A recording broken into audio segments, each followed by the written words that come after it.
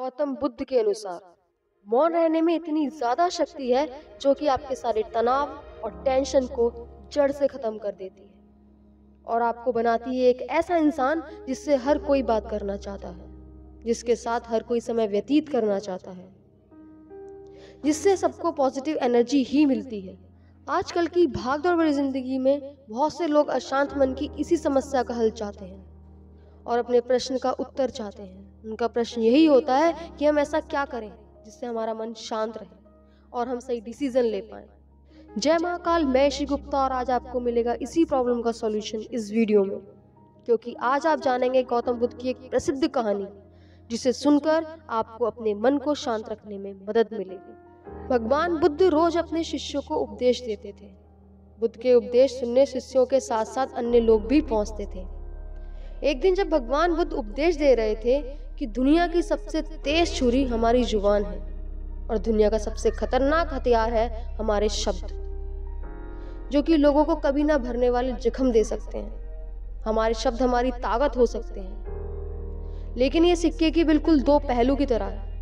दूसरों के लिए जितने घातक साबित हो सकते हैं हमारे शब्द, उतनी ही बड़ी हमारी कमजोरी भी बन सकते हैं हमारे शब्द। अगर हमें ये नहीं पता कि कब, कहाँ, किससे कितने शब्दों का प्रयोग करना है, तो हमारे शब्द हमें ही नुकसान पहुंचा सकते हैं, यहाँ तक कि जीवन को बिल्कुल नर्क बना सकते हैं। इसकी सही इरादे से सही वक्त पर, सही जगह पर सही शब्दों का प्रयोग करना बहुत ज्यादा आवश्यक है। कई बार चुप रहकर भी हम वो हासिल कर सकते हैं जो ज्यादा बोलकर भी हासिल नहीं होता। आज आप इस वीडियो में जानेंगे चुप रहने की शक्ति को भगवान बुद्ध की इस कहानी के माध्यम से। जिस समय भगवान बुद्ध उपदेश दे रहे थे, तभी एक राजकुमार गौतम बुद्ध के पास आया और बोला कि प्रभु, मेरे पास सब कुछ है, सभी सुख सुविधाएं हैं, महल की आरामदायक जिंदगी है, लेकिन उसके बाद भी मेरा मन बहुत अशांत रहता है। मेरे मन में तरह तरह के प्रश्न उभरते हैं। मेरा मन इन प्रश्नों से घिरा रहता है।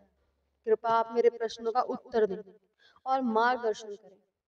गौतम बुद्ध उनको बहुत ध्यान से सुनते हैं और कहते हैं, तुम अपने सारे प्रश्नों का हल जानते हो, बस तुमने कभी उन्हें हल करने की कोशिश नहीं की। गौतम बुद्ध कहते हैं, मैं तुम्हारे सारे प्रश्नों का उत्तर दूंगा, लेकिन उससे पहले तुम्हें वो करना होगा जो मैं तुम्हें करने के लिए कहूंगा।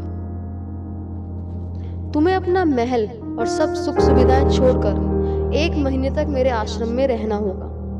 साथ ही तुम्हें 1 महीने तक मौन धारण करना होगा। जितना हो सके कम बोलना होगा और ज्यादा से ज्यादा अकेले ही रहना होगा। सोच समझ कर उत्तर देना। राजकुमार कहता है, मैं अपने मन की शांति के लिए सब कुछ करने के लिए तैयार हूँ। और उसने ऐसा ही किया। पहले दिन उसके मन में तरह तरह के प्रश्न उठते रहे। उसको लोगों से बोलने की इच्छा भी कर रही थी, लेकिन उसने अपने मुंह से एक शब्द भी नहीं निकाला। जैसे जैसे रात होने लगी, उसको शांति का अनुभव होने लगा। वहां आश्रम में प्रकृति के करीब शांति का वातावरण बाहर तो था ही, अब जैसे जैसे दिन बीत रहे थे, उसको अपने अंदर भी शांति का अनुभव होने लगा। वह बहुत कम बोलता और बस आवश्यकता पड़ने पर ही बोला करता। उसने प्रकृति से जुड़ाव को पहली बार महसूस किया था। उड़ते पक्षियों, पेड़ पौधों, फूलों और बहते पानी को देखकर उसे वातावरण की असीम शांति और ताजगी का एहसास हुआ। शांत रहकर और ध्यान करके उसे अपने प्रश्नों के उत्तर स्वयं ही मिलने लगे। धीरे धीरे वो गहरे ध्यान के महत्व को भी जान गया। जब 1 महीना बीत गया और वह गौतम बुद्ध के समीप प्रस्तुत हुआ, भगवान बुद्ध ने कहा, बताओ राजकुमार, तुम्हें क्या जानने के लिए मिला?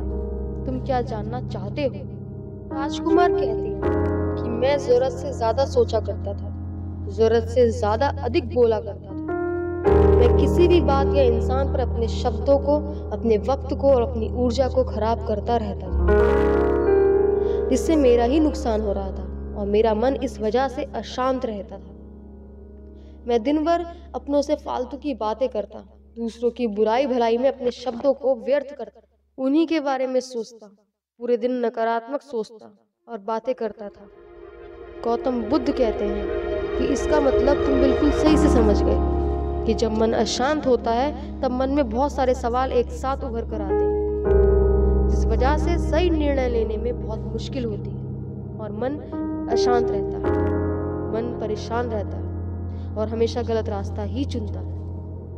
ऐसे में सबसे ज्यादा जरूरी होता है कुछ समय चुप रहकर हालात को समझना और फिर फैसला लेना। इससे मन में चलने वाले सवालों की संख्या कम हो जाती है, जिससे मन को शांत करने में भी मदद मिलती है। नमो बुद्धाय।